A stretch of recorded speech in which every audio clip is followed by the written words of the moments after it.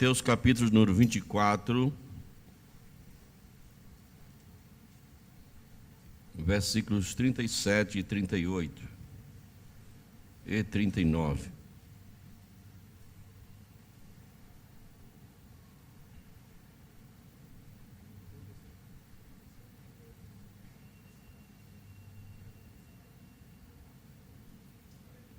Amém?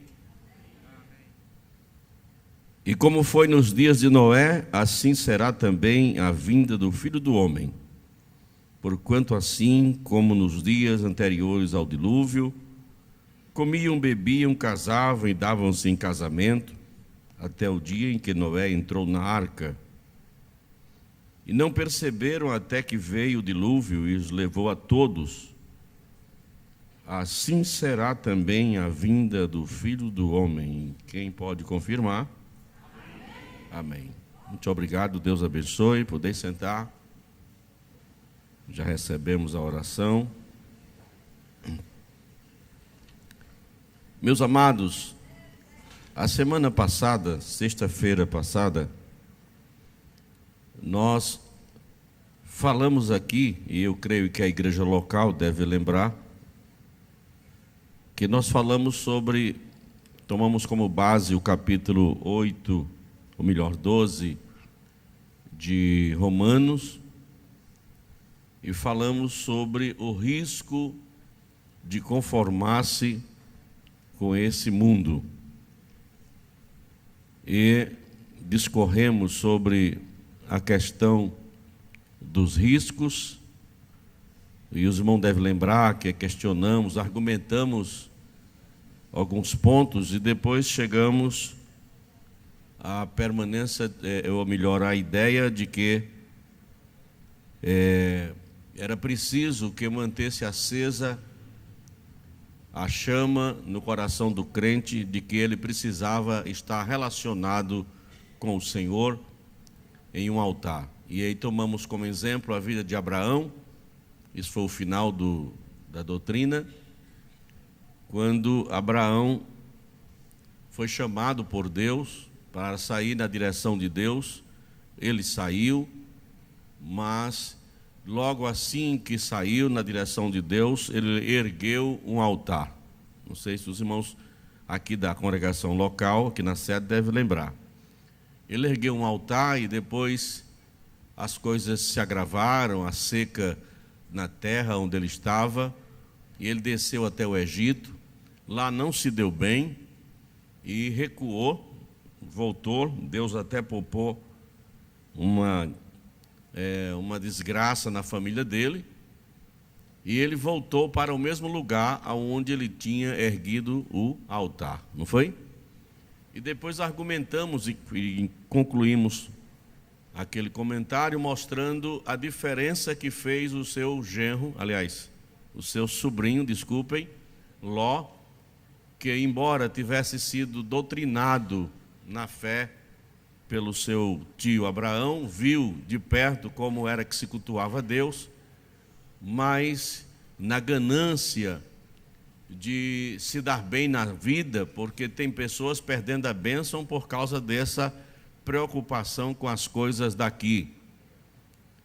Então ele se afasta de Abraão e vai morar numa cidade pervertida, como era Sodoma, e ali sofreu bastante, foi depois até levado cativo, e depois voltou a morar novamente na cidade, até que pelas orações do seu tio, Deus o poupou, mandando os anjos tirá-lo dali, para que ele não morresse queimado com fogo. Hoje nós queremos partir do ponto de vista de que existem outros riscos, que não é somente a questão de estarmos com o altar preparado para agradecer e servir a Deus, mas nós estamos na nova aliança e é preciso que tenhamos muito cuidado, porque hoje inclusive existem teorias, quando eu falo teoria, é teoria teológica ligada às coisas da igreja, onde dizem que uma vez salvos, jamais perdidos. E eu entendo, já analisei bem de perto essa teoria e vejo que como eles forçam a interpretação baseada em algumas passagens bíblicas e não avaliam quando Jesus diz que aquele que perseverar até o fim será salvo. E aquele que não perseverar, certamente não serão salvos, porque negligenciaram a tão grande salvação. Então, eu poderia dizer para os irmãos e irmãs aqui hoje, começar dizendo que uma das questões que pode causar muito prejuízo na vida espiritual do crente, e como um risco de fazê-lo se conformar com o mundo, é a negligência. A negligência, que é o relaxamento, é a descontinuidade da esperança. Por exemplo, tem pessoas que sabem até a Bíblia de cor. Você vai falar, ela conhece, ela cita a Bíblia, mas não obedece. Não é de admirar que Satanás conheça as Escrituras, e conheceu também, mostrou isso ao próprio Jesus. Lembram lá de Mateus capítulo 4, na tentação, quando ele propõe a Jesus que Jesus faça alguma coisa baseado no que ele citou, está escrito, não foi? Então tem muita gente que conhece as Escrituras, como também tem muita gente que está tomando a ceia, e a Bíblia diz para a sua própria condenação, porque não considera, não respeita aquelas palavras que está determinada pelo Senhor. Como diz lá, se nós não estamos em dias com Deus, se fizermos parte da ceia, estamos tomando para a nossa própria condenação. E o apóstolo Paulo ainda diz que por causa disso existem muitos fracos na fé, e muitos doentes, e outros que já dormiram porque foram recolhidos devido a essa falta de consideração, ou vamos dizer agora, negligenciaram essas palavras do Senhor Jesus. Entenderam? Então, vamos para o que nos interessa. Eu estou dizendo que a negligência é um dos riscos de nos levar à conformidade com o mundo. O que é ficar de conformidade com o mundo? Ficar igual ao mundo. Há muitas pessoas que você conhece, que eu conheço, que já não é mais como era antes. Os anos passaram, era uma pessoa, às vezes uma mulher muito crente, muito abençoada, e hoje a gente vê, já mudou a aparência, já mudou o jeito de ser. Ou não é assim? Às vezes é um homem, aquele irmão era uma bênção na igreja. Como a gente fez, aí vem até aquele momento de nostalgia, lembrar, né? Eu conheci aquele irmão era uma bênção na igreja, aquele homem pregava. Ou não é assim? Pregava, louvava, exaltava o Senhor Jesus. E aí o tempo passou e a pessoa não permaneceu, foi negligente em alguma situação e por isso já não é mais como dantes. Por isso, já que eu estou falando sobre os riscos da conformidade, lembram do texto de Paulo lá no Romanos 12? Ele diz, e não vos conformeis com este mundo. Então, esse é o risco de fazer com que nós, se não estivermos atentos às coisas que o Senhor nos ensinou, podemos não ouvir o som da trombeta naquele dia. O envolvimento do mundo é inimizade diante de Deus, conforme está escrito lá na primeira carta do apóstolo São João. Eu gostaria que vocês, estamos em doutrina, que vocês fossem comigo até o texto da palavra de Deus. Nas cartas de São João, quem achar primeiro,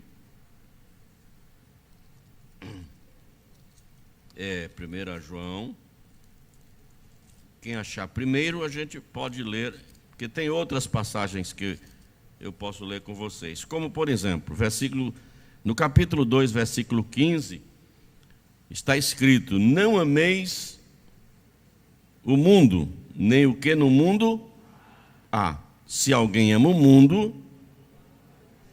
Olha, irmãos, isso é a palavra de Deus. Isso não é um livro, não é o cordel que vende na feira. Ou nós viveremos conforme a palavra, ou estamos enganando-nos a quem? A nós mesmos, pensando que teremos a chance de ver a glória de Deus. É muito sério, veja bem, não ameis o mundo. Nós estamos no mundo. Nós estamos no mundo e temos um papel importantíssimo no mundo, sim ou não? Se não desmarque esse texto aí, e você vai comigo, não desmarca, vamos comigo até no capítulo 17 de São João. Agora é o Evangelho, né? Estávamos na carta. Vamos até o capítulo 17 de São João, por favor. E abra e observe o texto, a partir do versículo 6. Manifestei o teu nome aos homens, que do mundo, completem, do mundo, olha, isso é Jesus orando, essa aqui diz que é a oração sacerdotal de Jesus, é Jesus orando por nós. Manifestei o teu nome aos homens, que do mundo me deste. Eram os teus, e tu nos deste, e guardaram a tua, aleluia. Agora já tem conhecido que tudo quanto me deste provém de ti, porque lhes deis as que me destes, e eles as receberam, e têm verdadeiramente conhecido que saí de ti, e creram que me enviaste. E rogo por eles, não rogo pelo... Jesus não orou pelo mundo, irmãos, embora ele tenha vindo para salvar o mundo dos seus pecados. Olha o que João disse quando viu Jesus pela primeira vez: eis aí o Cordeiro de Deus que tira o pecado do mundo. O verbo tirar ali é que na realidade ele pode tirar, mas lá em Romanos capítulo 10 tem um versículo que diz que nem todos obedecerão o Evangelho. Então, quem não obedecer o Evangelho, quem não receber de bom grado a palavra de Deus, jamais entrará na glória do Senhor Jesus. Então, rogo-vos por eles, não rogo pelo mundo, mas por aqueles que me destes, porque são... Lembra da semana passada que eu falei aqui várias vezes, nós somos de Deus. Nós não podemos perder essa identidade. O tempo está passando, a gente está envelhecendo, né? E vai passando e vai envelhecendo, mas devemos aprender rapidamente que não podemos ser do mundo, somos de Deus. Vamos viver até o dia que o Senhor achar que o seu propósito na nossa vida ainda está vigente. Quando não for mais, ele nos recolhe e vamos para o seio de Abraão aguardar o arrebatamento da igreja. Então, versículo seguinte: eu já não estou no mundo, mas eles estão no mundo, e eu vou para ti, Pai Santo. Guarda em teu nome aqueles que me deste, porque para que eles sejam um como nós, assim como nós. Estando eu no mundo, com eles no mundo, guardava-os em teu nome.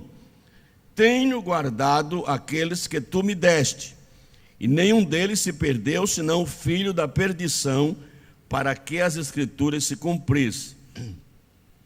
Mas agora vou para ti, e digo isto no mundo, para que tenhais a minha alegria completa em si mesmo. Para que eles tenham, desculpem, a minha alegria completa em si mesmo. Dê-lhes a tua palavra, e o mundo o quê? Se o mundo está paparicando você, meu irmão, está achando que você é igual a eles, é para a gente correr disso. Não, esse crente aqui que é do bom, tá vendo? Que ele veste igual a gente, fala igual a gente, bebe do jeito da gente.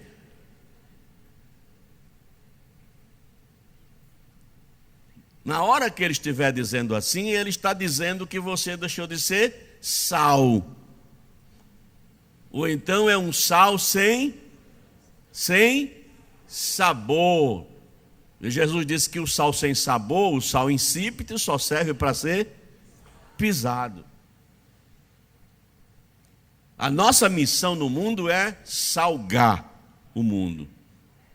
Digam comigo, é fazer a diferença. Crente não pode ter vergonha de dizer que é servo do Senhor Jesus em lugar nenhum. Ele tem que usar a expressão de Paulo aos Romanos, lá no capítulo 1, porque eu não me envergonho do Evangelho, porque é o poder de Deus para a salvação de todo aquele que nele, seja quem for. Se ele não acreditar, é problema dele, mas você é sal. Você é sal. Então, deles a tua palavra, e o mundo os odiou, porque não são. Por que é que o mundo odiou? Porque nós não somos do mundo. A semana passada era que nós somos de Deus. Agora não precisa mais repetir que somos de Deus. Se nós não somos do mundo, porque somos de Deus. Assim como eu não sou do mundo, disse Jesus. Não peço, olha agora, versículo 15. Não peço que os tires do mundo, mas o quê? Que os livre do mal. Eu não sei se você vai poder falar com a pessoa que está do seu lado, mas se puder, diga assim: Deus tem um propósito na sua vida aqui no mundo. Eu acho que eu estou com o ouvido, eu não deu para ouvir. Se der para repetir, diga de novo.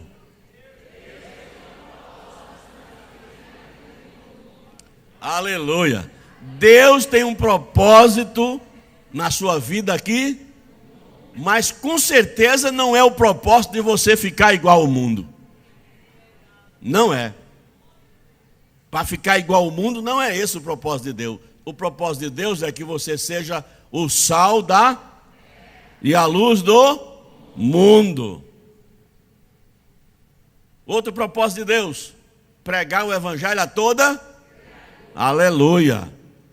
Outro propósito de Deus é adorá-lo na beleza da sua santidade.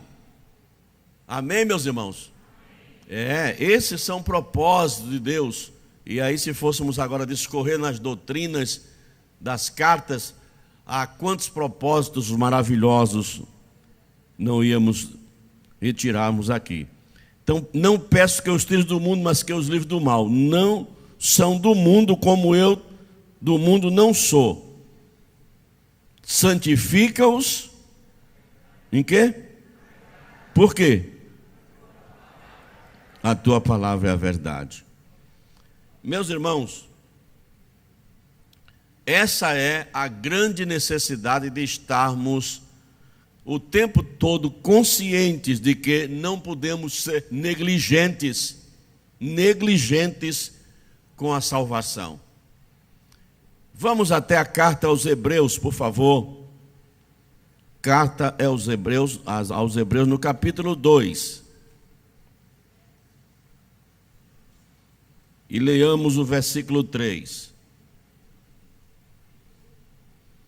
Carta aos Hebreus, capítulo 2, versículo 3.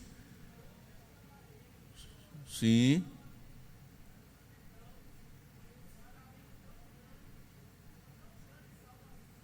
Sim.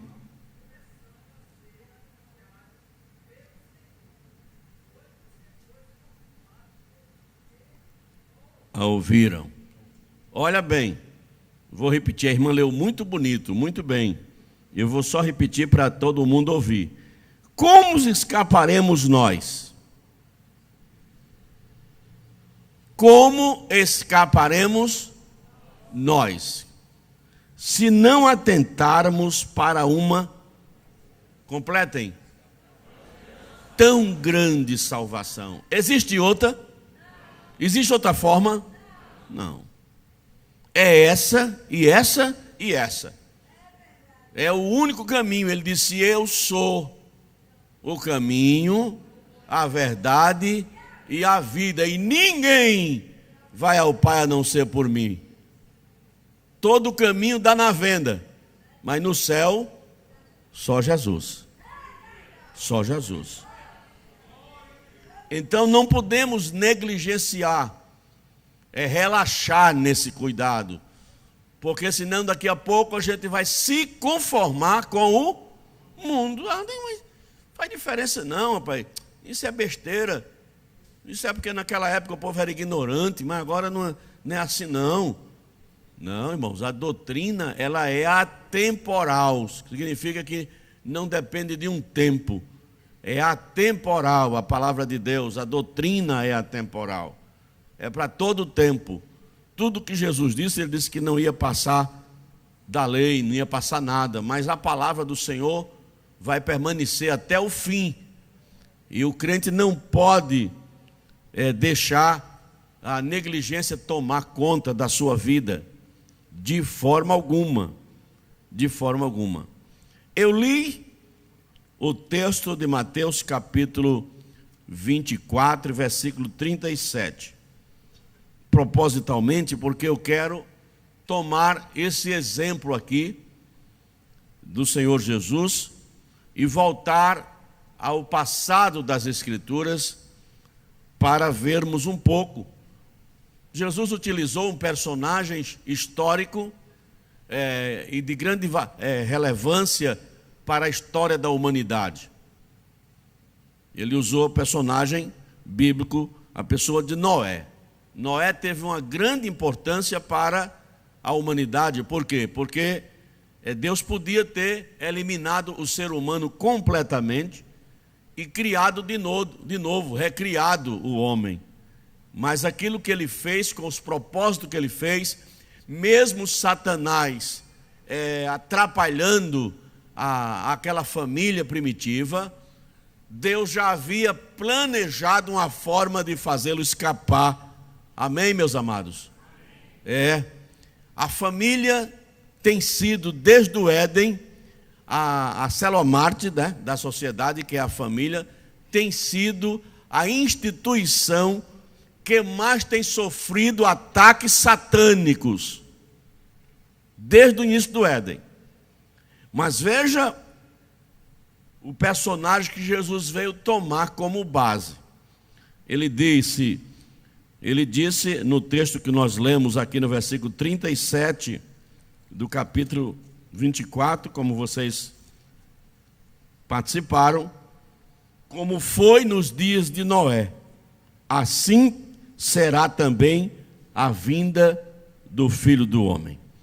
Quer dizer, assim como aconteceu durante aqueles dias em que Noé viveu, vai acontecer nos dias da vinda do Filho do Homem, que é no dia da sua vinda. E aí chegou a hora da gente verificar algo que eu considero de muita valia para hoje, para a minha vida, para a sua vida, para a família, para a igreja. Noé recebeu a incumbência de Deus de fazer uma arca e preparar uma arca para que ele e a sua família fosse salva do que Deus ia fazer. Deus não deu a Noé todas as informações, não. Deus somente a que ele precisava, porque Deus é assim. Ele nunca diz ao homem tudo de uma vez. Ele vai dizendo na proporção que o homem vai concebendo a vontade divina na sua vida. Então Deus mandou fazer. No versículo, se a gente for lá para o livro do Gênesis, quem pode ir? Vamos lá para o passado, bem longe, bem longínquo. No capítulo 6.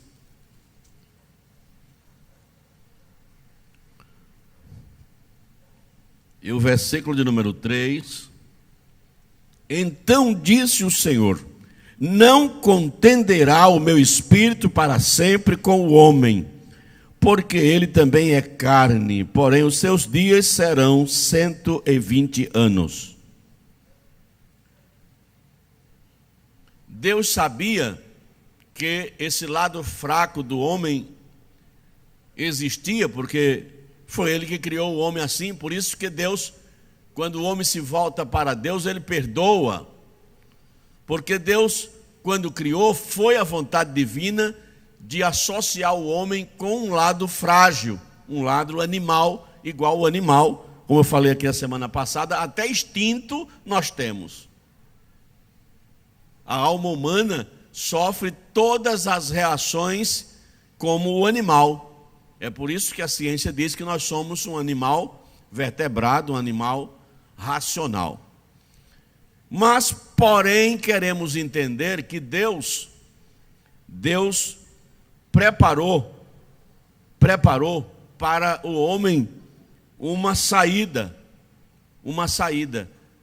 Quando ele resolveu destruir o homem, até cumprindo o que ele já tinha dito, que se comeres do fruto, se tu desobedeceres, morrerás, tinha gente de todas as idades.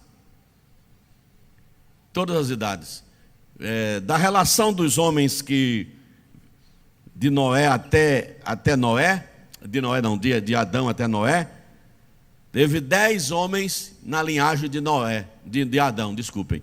Noé era o 10º homem na linhagem de Adão. E teve gente que viveu bastante, como Metusalém. E quando eu estudava essa questão do Novo Testamento toda, eu cheguei à conclusão que Metusalém morreu no ano do dilúvio. Não sei se foi no dilúvio ou foi antes. Mas se não foi antes, morreu também no dilúvio. Porque pela quantidade dos anos que ele morreu, aqui no texto diz, 969 anos. Versículo 27 do capítulo 5 do Gênesis. Quando eu fiz os cálculos, avaliando as idades deles, e pelos anos que veio o dilúvio, no ano 600 da vida de Noé, então ele morreu. Se ele não morreu antes do dilúvio, morreu no dilúvio. De maneira que Deus tinha já em mente um modelo de salvação para uma família que ele preservou. Mas Deus não fez injustiça com os homens, fez juízo. Amém? Ele fez juízo. Por quê? Porque naqueles dias, o versículo 4 diz que havia gigantes na terra e estes eram valentes que ouvem na antiguidade varões de fama. Ora, foi uma época da degeneração moral, era tão grande que os mais poderosos se apoderavam das coisas que o outro de menos força tinha. Era uma corrupção em todos os sentidos, na questão sexual, na questão familiar, na questão dos bens. Estava uma degeneração, o homem estava vivendo pior do que o animal, porque o animal não tem a consciência. E essas consciências aqui estavam totalmente pervertidas pelo inimigo. A corrupção. Agora, do capítulo 6 ainda, passemos para o versículo 7. E disse o Senhor: destruirei de sobre a face da terra o homem que criei, desde o homem até o animal, até o réptil, até as aves do céu, porque me arrependo de os haver feito. Essa forma que eu me arrependo, os irmãos têm que compreender que não é o arrependimento como a gente usa do homem, né? Deus estava triste em saber, fiz para um propósito, e o homem se perverteu de uma forma que toda a criação sofreu junto com ele. Paulo diz isso lá na carta aos Romanos, bem claro. Noé, versículo 8, por favor. 8. Alguém quer ler? Gostaria que alguém lesse.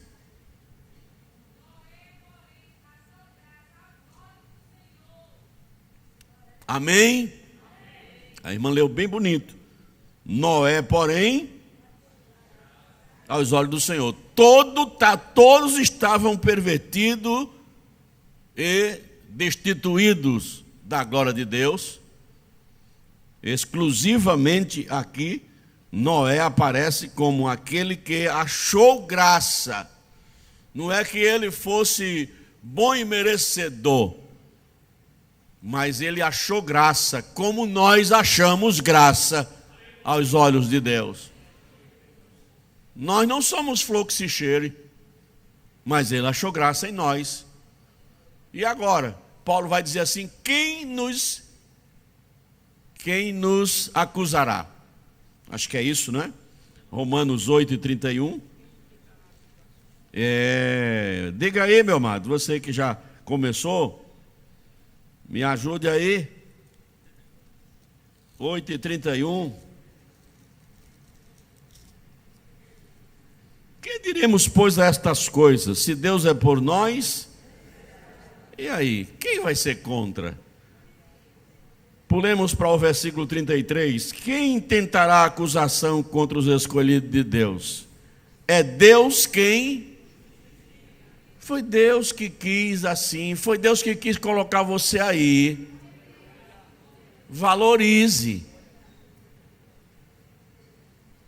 Quando Satanás cochichar no seu ouvido e disser que você não vai ter jeito, que você... diga assim: está desgraçado mesmo, Satanás. Porque foi ele e não nós. O Salmo 100 diz: foi ele e não nós que nos fez povo seu e ovelha do seu pasto. Foi ele.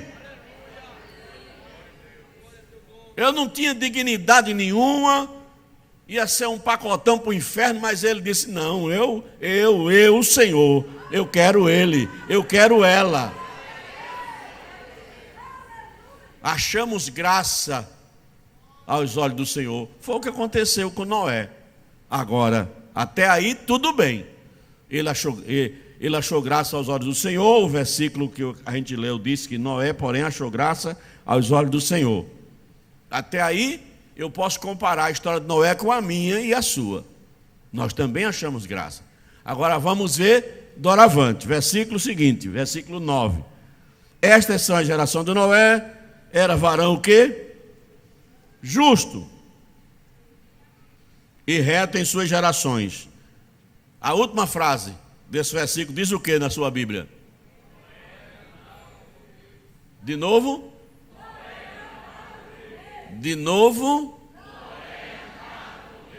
Aí está a diferença. Esse é o segredo. Muito bem, minha irmã. Esse é o segredo. Ele também foi salvo pela misericórdia de Deus. Também foi alcançado e vitorioso porque achou graça aos olhos. Foi Deus que se agraciou dele. Não foi ele, porque agora daqui para frente, Noé andava com Deus. No mundo podre, numa época em que Deus não estava nem suportando ver os homens vivendo como animais irracionais, numa época dessa tinha um homem que andava com Deus. E pense numa coisa que Deus se agrada, irmão, é alguém que anda com Ele. No nosso meio tem gente que ignora tudo. Outro dia uma pessoa chegou para mim e disse assim: pastor, eu gostaria que o senhor desse uns conselhos à irmã fulana. Por quê? porque ela está com muita liberdade com Deus.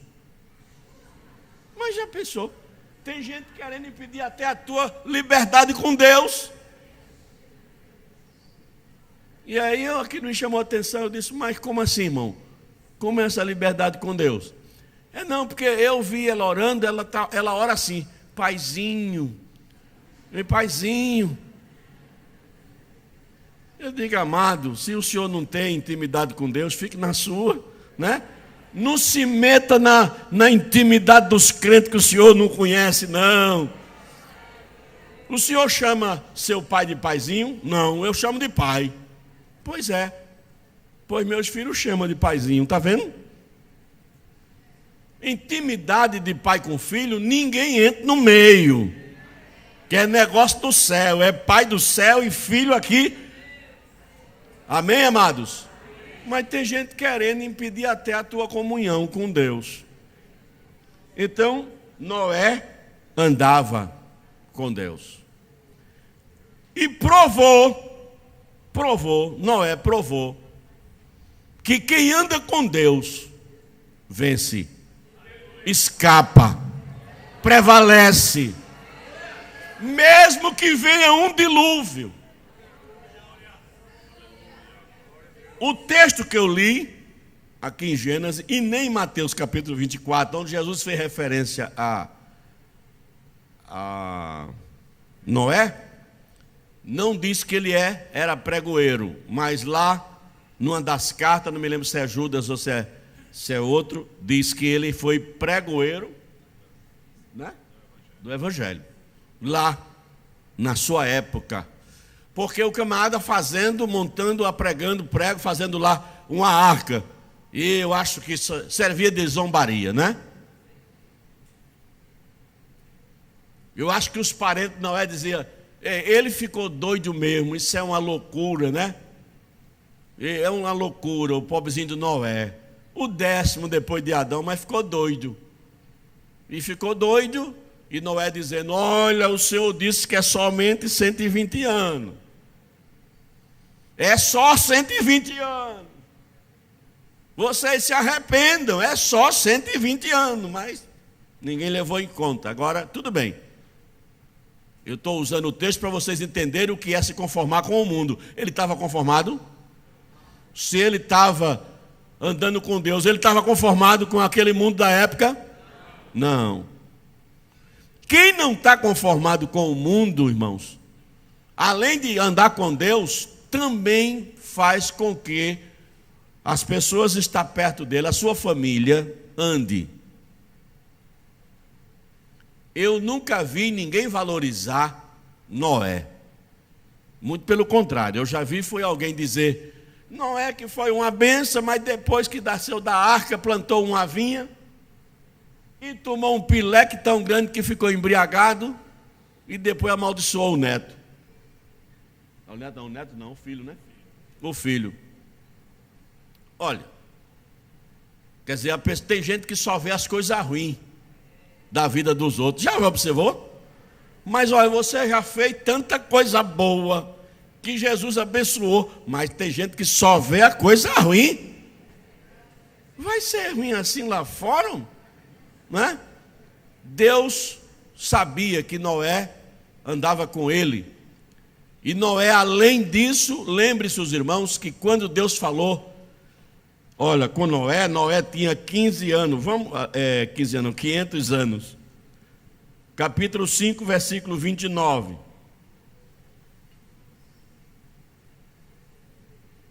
Diz que Noé, o nome dele, foi dado porque seus pais disseram assim, este nos consolará acerca das nossas obras de trabalho. Agora vem o versículo 32.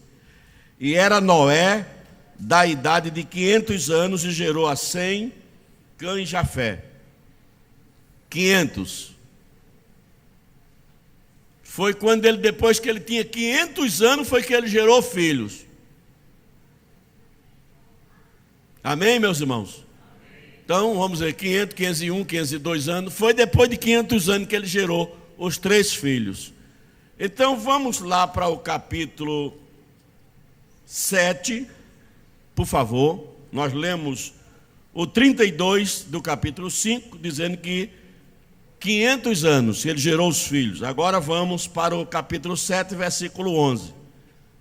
No ano, como é que está aí na sua Bíblia? No ano 600 da vida de Noé, no mês segundo, aos 17 dias do mês, naquele mesmo dia se romperam todas as fontes do grande abismo, e as janelas do céu se abriram, e houve chuva sobre a terra 40 dias e 40 noites. E no mesmo dia entrou Noé, Sem, Cã e Jafé, os filhos de Noé, como também a mulher de Noé, e as 3 mulheres de seus filhos com ele Esses permaneceram crentes. Porque se os filhos dele tivessem se desviado, olha gente, passaram-se 100 anos, vamos dizer que ele tinha 500, 501, 502, quando gerou os filhos, né? Então eles estavam os filhos estavam todos em torno de 100 anos de vida, o pai com 600. Até se a gente for mais, eu não estou querendo tirar tempo, ou perder tempo, que as horas correm com pressa, mas tem aqui como a gente até vê, no capítulo 11, vamos para a Bíblia, capítulo 11 do Gênesis, versículo 10 e 11. Estas são as gerações de Sem. Sem era da idade de 100 anos e gerou Arfaxade 2 anos depois do dilúvio. Então, bem, a idade de 100 anos. 100 anos quando houve o dilúvio. E depois, 2 anos depois do dilúvio, ele gerou o seu primeiro filho. Então, o que eu quero mostrar com isso é que o Noé, que é o personagem que Jesus usou, ele não só andou com Deus, mas toda sua família andava com Deus. Para entrar na arca, tem que andar com Deus. A arca é o escape, é a saída, é o final, é a conclusão da salvação.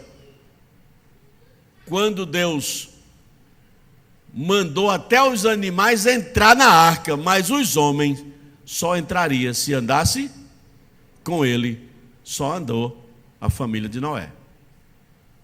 Quando o dilúvio veio, que a água começou a aumentar, aí os parentes, acredito eu, começaram a bater na porta, ou o sogro dos meninos dele, né, dos filhos, dos meninos de 100 anos, né? Tudo, Noé. Aí um dizia, sou eu, teu parente, teu não sei quem, Noé, meu filho, sou eu, seu tio, seu avô, seu não sei quem. Eita, o coração da pessoa mexe, né? Mas aí Noé dizia assim, olha, ele estava ouvindo a voz e sabendo que as pessoas podiam ouvir a voz dele. Infelizmente, eu fechei a porta por dentro, mas o Senhor fechou por fora. Nem se eu quiser abrir, não posso abrir. Lê, meu filho. Lê. Segunda carta de Pedro. Lê aqui. Segunda carta de Pedro, o texto que o pastor citou, capítulo 12, versículo 5. E não poupou o mundo antigo, mas preservou a Noé, pregador da justiça, e mais 7 pessoas quando fez vir o dilúvio sobre o mundo de ímpios. Aleluia. Noé foi um referencial até para a salvação do último dia. Jesus usou isso. Assim como foi naqueles dias de Noé, será também nos dias da vinda do Filho do Homem. Tem gente brincando de ser crente, tem gente dizendo que Jesus não vem, Tem gente da família que não quer nem saber de evangelho, não tem não? Tem. Mas um dia, quando acontecer, quem tiver vivo e não tiver recebido o Senhor Jesus, vai dizer: bem que minha mãe falava, bem que meu fulano, meu tio, meu parente dizia que ia haver um momento de arrebatamento. Portanto, meus irmãos, não negligenciemos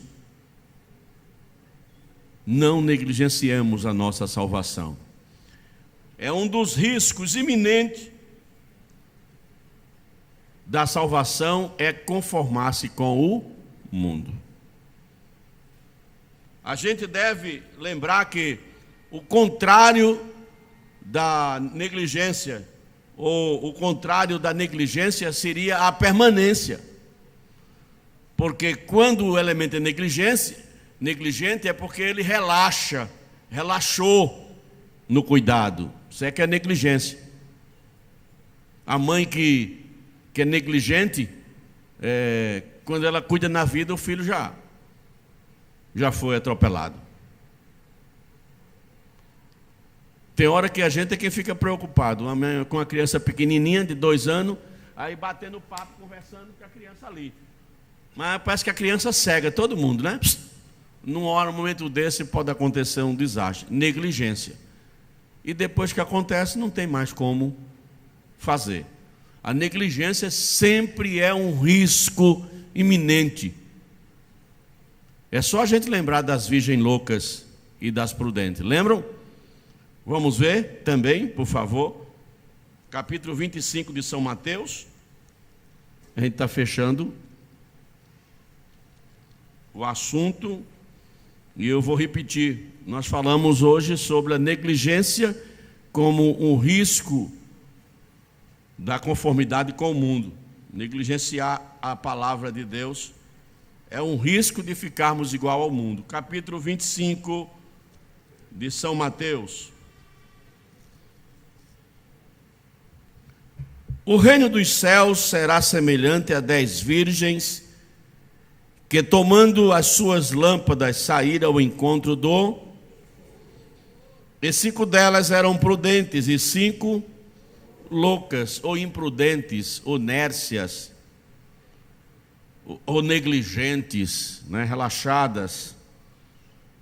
As negligentes, tomando as suas lâmpadas, as loucas, as imprudentes, né, tomando as suas lâmpadas, não levaram azeite consigo.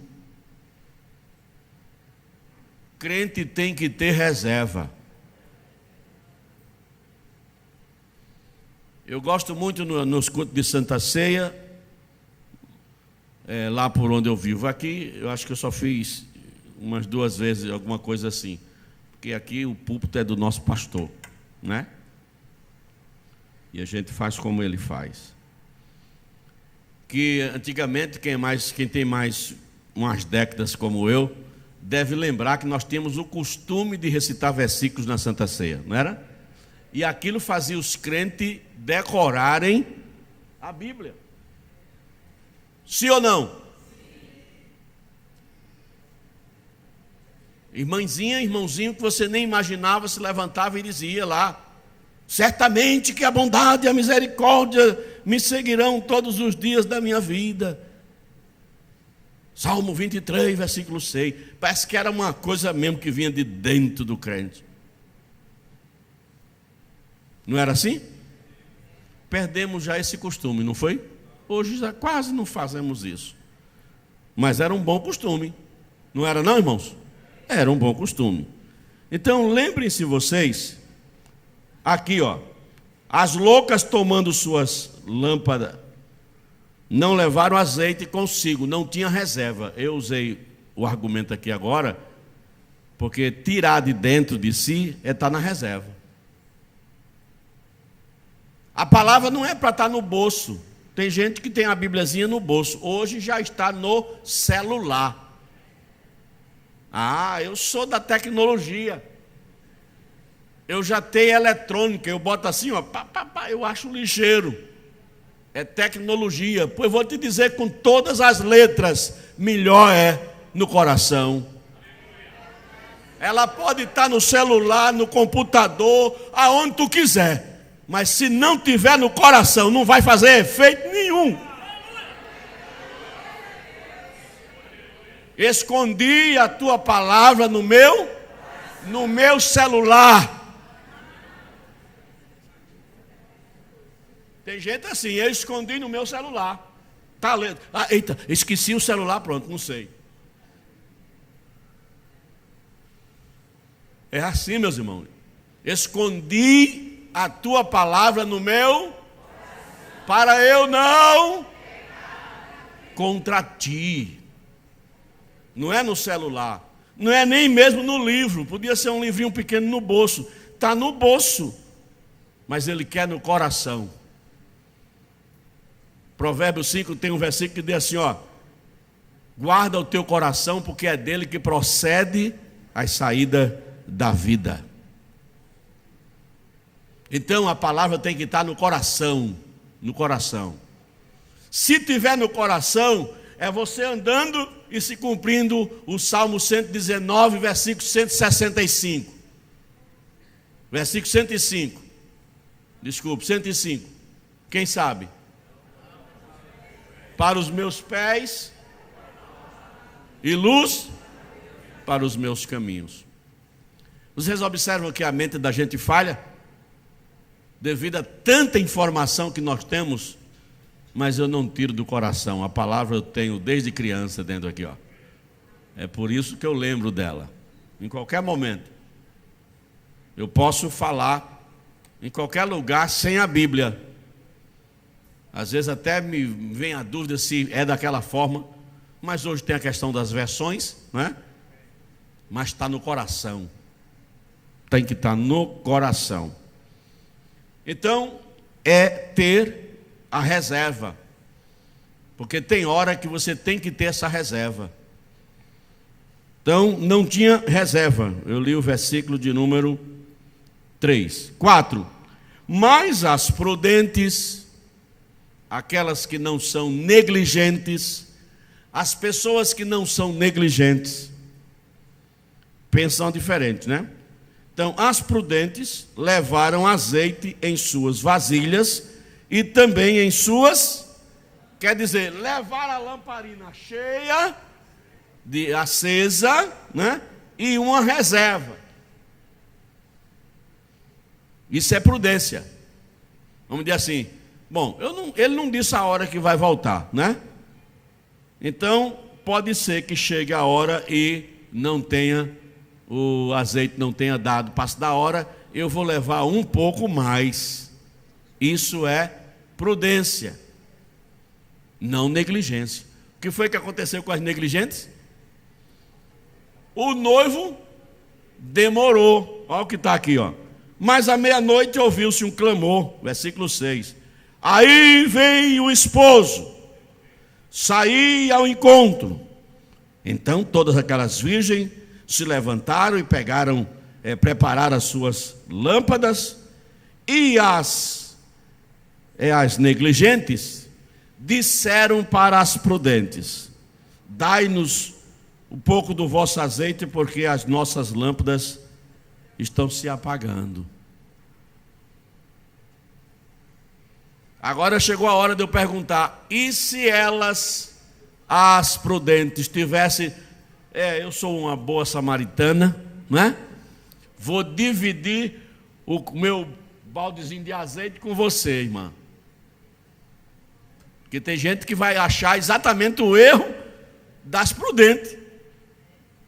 Ao invés de dizer, isso é uma terrível, né?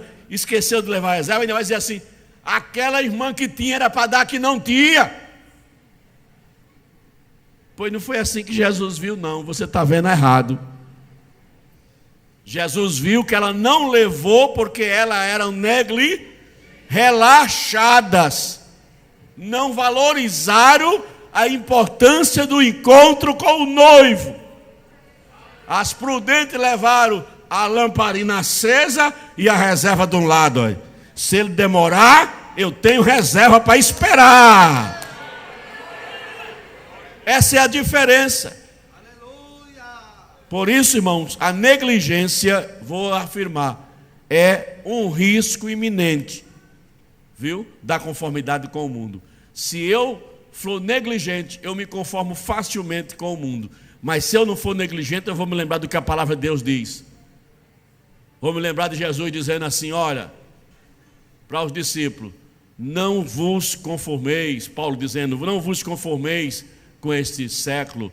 Eu vou me lembrar de Jesus dizendo assim, vocês não são do mundo, o mundo vão odiar vocês, mas eu orei ao Pai para que vocês permaneçam no mundo, dando testemunho da verdade.